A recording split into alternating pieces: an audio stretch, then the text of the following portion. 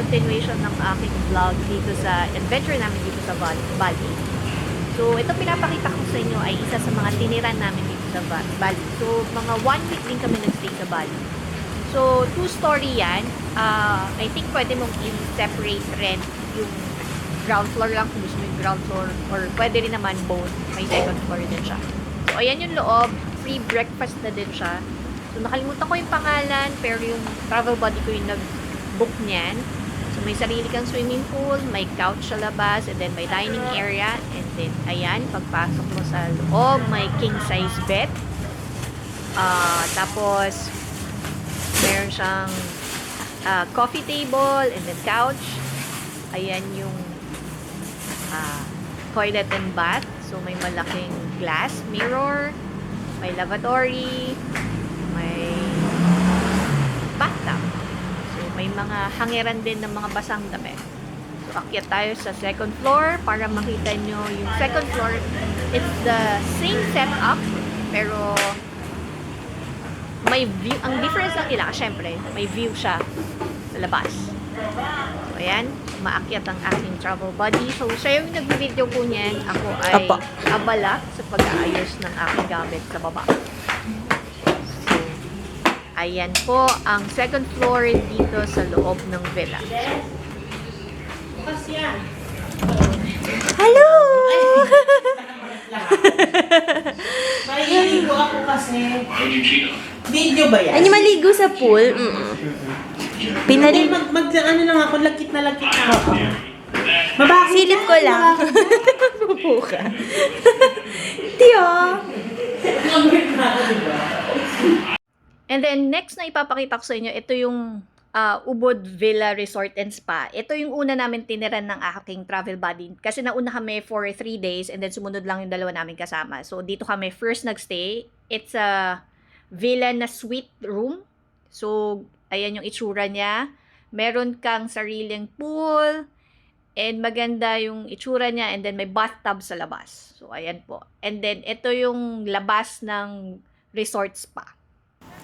And then, ito naman yung parang Banawi Rice Terraces ng Ubud.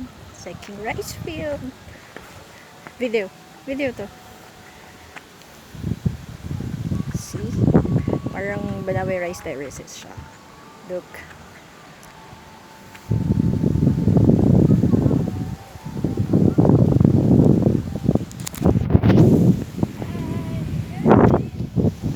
So, yung nag-arrange ng tour namin is yung mismong Ubud Resort and Spa.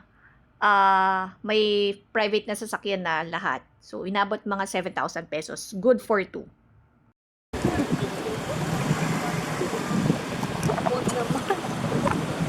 Saan tayo kakain?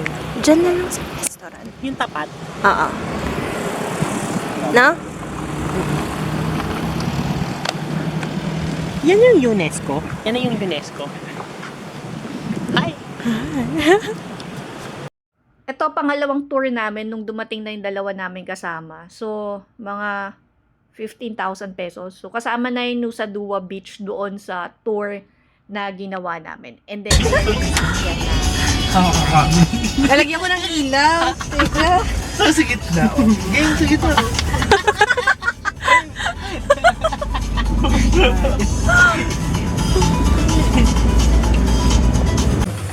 dito tinitikman namin yung luwak coffee. Parang pupo siya ng isang civet na ginawang coffee. Sobrang. Parang normal lang din naman ang kape. Wow, ganun ang katapang. Hindi ganyan yung normal na coffee. Oo, ganito. Pero hindi, may gusto ko may creamer ba ganito? Normal lang siya na kape. Bet naman.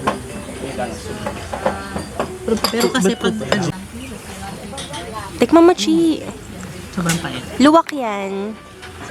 Masarap siya. Hindi mo ito meron kung coffee sa rice cream. Lang ah. So, itong area na to is yung Tana Lot. Dito ginagawa yung ceremony na tinatawag na Bali Dispura ceremony or also known as Pujawali. So, ginagawa yun every 200 days or every 6 months in Bali Calendar. So, maganda dito, ito yung pinaka last stop namin. At maganda kasi naabutan namin yung sunset dito sa area na to. So, hanggang sa muli, ito yung Lapachar ng appraiser na walang sawang magbigay sa inyo ng kakaibang lugar dito sa Pilipinas. Paalam!